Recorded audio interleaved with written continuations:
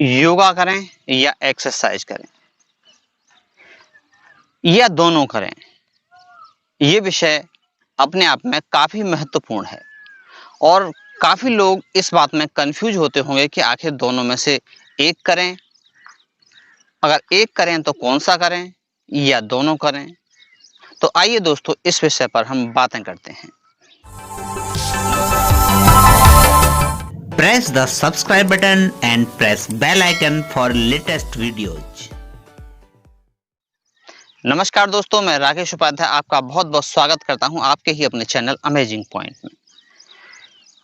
यह प्रश्न और इस प्रश्न का निर्णय थोड़ा मुश्किल है कि हम आखिर करें क्या, योगा या फिजिकल एक्सरसाइज।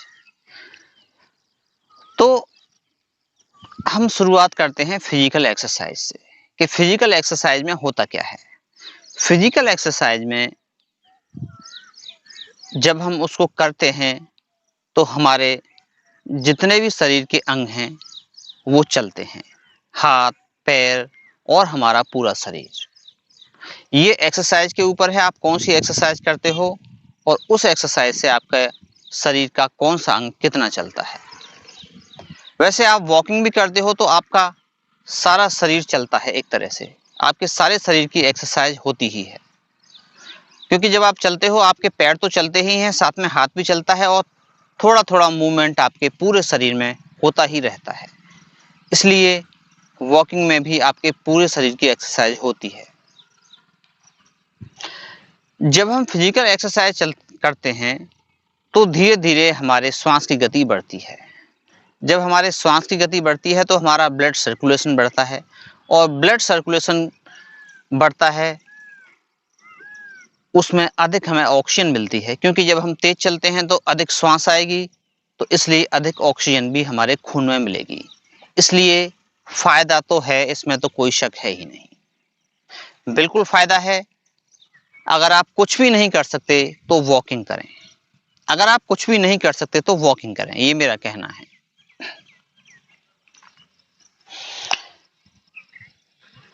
या आप दूसरा काम कर सकते हैं, थोड़े से एक्सरसाइज कर सकते हैं घर पर रह के। फिजिकल एक्सरसाइज अगर आपको घर पर ही करनी है। दूसरा आप कर सकते हैं, अगर आप किसी बीमारी से पीड़ित हैं तो आप योगा का सहारा जरूर लीजिए। जैसे क्योंकि कुछ अंग हैं ऐसे आपके शरीर के जो इंटरनल ऑर्गन्स हैं, उनका व्यायाम योगा से हो पाता है। जैसे ग्लैंड्स हैं आपके अंदर की, तो आप अपने शरीर में डिफरेंट डिफरेंट जगह जब प्रेशर डालते हो, थोड़ा थोड़ा उसको दबाते हो, क्योंकि जैसे आप मंडूक आसन का एक एग्जाम्पल लें तो उसमें आप अपने टूड़ी के आसपास पेनक्रियाज ग्लैंड को दबाते हो तो वहां से आपका इंसुलिन रिलीज होता है। तो इसी तरह से जो आपका योगा है, योगा हमारे इंटरनल ऑर्गन्स को मजबूत करता है। अगर मैं कहूँ आपसे तो फिजिकल एक्सरसाइज हमें बाहर से मजबूत करती है हमारे शरीर को, हालांकि अंदर भी असर डालती है। योगा का भी बाहर असर पड़ता है और फिजिकल एक्सरसाइज का भी अंदर असर पड़ता है, लेकिन ज्यादा मात्रा में कहाँ पड़ता है, बात ये कर रहा हूं मैं। तो फिजिकल एक्सरसाइज से हमारे बाहर के ऑर्गन्स मजबूत होते हैं, बाहर के अंग मजबूत होते हैं, और योगा से हमारे शरीर के अंदर के ऑर्गन्स मजबूत होते हैं, वो क्रियाशील होते हैं, अच्छा काम करते हैं। तो मैं अगर आपको एक शब्दों में कहूं तो हमें फिजिकल एक्सरसाइज और योगा दोनों ही करने चाहिए, दोनों ही महत्वपूर्ण हैं। मेरा कहना यह है आपसे कि आप दोनों के लिए टाइम निकालिए। मान लीजिए आप 1 घंटा देते हो एक्सरसाइज, व्यायाम, योगा वगैरह सबके लिए, तो आप उसको डिवाइड कर सकते हो। आधा घंटा योगा प्राणायाम के लिए और आधा घंटा फिजिकल एक्सरसाइज के लिए दे सकते हो। अगर आप घूमने जाते हो तो आधा घंटा आप घूमिए, सुबह सुबह हल्का तेज चल सकते हैं तो और अच्छी बात है, बाकी आपके स्वास्थ्य के ऊपर है, आपके शरीर के लिए क्या बेहतर रहेगा, कितनी तेज चलना है ये आपको डिसाइड करना है। इतना तेज मत चलिए कि अगर आपको कोई समस्या है स्वास्थ्य संबंधी तो आपको प्रॉब्लम होने लगे, आपका शरीर आपको बता देगा, किसी से आपको पूछने की जरूरत नहीं है कितना आपको करना है, कितना तेज चलना है। अब आधा घंटे के बाद आधा घंटा आप दीजिए योग और प्राणायाम को, जिसमें से आप 10 मिनट या 15 मिनट कर सकते हैं आसन और 15 मिनट दीजिए आप प्राणायामों को। ऐसे आप डिवाइड कर सकते हो अपने 1 घंटे को। तो अगर मुझसे बेस्ट पूछो तो बेस्ट में अगर आपको करना हो, कोई ज़्यादा आपको किसी कंपटीशन में भाग नहीं लेना है, किसी फौज में नहीं जाना है, हैवी एक्सरसाइज नहीं करनी है, तो सबसे बढ़िया जो स्वास्थ्य के लिए है वो तो है आपकी आधा घंटे तो कीजिए आप वॉकिंग। वॉकिंग में तेज तेज चलें तो बहुत अच्छा, और आधा घंटा दीजिए आप योग और प्राणायाम को। इस तरह से ये सबसे बेस्ट शेड्यूल है 1 घंटे का। थोड़ा आप ज़्यादा करना चाहें तो प्राणायाम के लिए थोड़ा समय और दे सकते हैं। अगर आपके पास और समय है, ये सबसे ज़रूरी है आज मानसिक चीज़ें, उनके लिए आप कीजिए ध्यान, मेडिटेशन। मेडिटेशन का भी आज ज़िंदगी में काफ़ी महत्वपूर्ण स्थान है। मेडिटेशन आप 2 तरह से कर सकते हैं। विधियाँ तो बहुत सी हैं, लेकिन साधारण सी विधि, आप बैठ जाइए और अपनी आती जाती श्वासों को देखिए। देखिए श्वास आ रही है, श्वास जा रही है, तो आती जाती श्वासों पे आप ध्यान दीजिए। आपको आराम से लेनी है, आराम से छोड़नी है। थोड़ा गहरी ले सकते हैं तो और अच्छी बात है। आधा घंटे तक श्वास आई, श्वास गई, जैसे 5 सेकंड में आई 5 सेकंड में गई। आराम से बिल्कुल रिलैक्स होके सीधे होकर बैठ जाना है आपको। आपकी रीढ़ की हड्डी सीधी हो, पालती मार के बैठ जाइए तो ज़्यादा अच्छा है। नहीं संभव है तो कुर्सी पे भी आप बैठ सकते हैं, आपकी रीढ़ की हड्डी उस पर भी सीधी रहनी चाहिए। दूसरा, आधा घंटे के बाद आप बिल्कुल शांत होकर ऐसे ही बैठे रहिए, फिर आप अपने विचारों को देखिए। इस तरह से आप 1 घंटे का मेडिटेशन भी कर सकते हैं। आपके टाइम के ऊपर है, आप कितना टाइम देते हो। वैसे तो सबसे महत्वपूर्ण चीज़ ध्यान है ज़िंदगी में, अगर उसके लिए टाइम अधिक से अधिक निकाल सकें तो ये तो सबसे अच्छी बात है दोस्तों।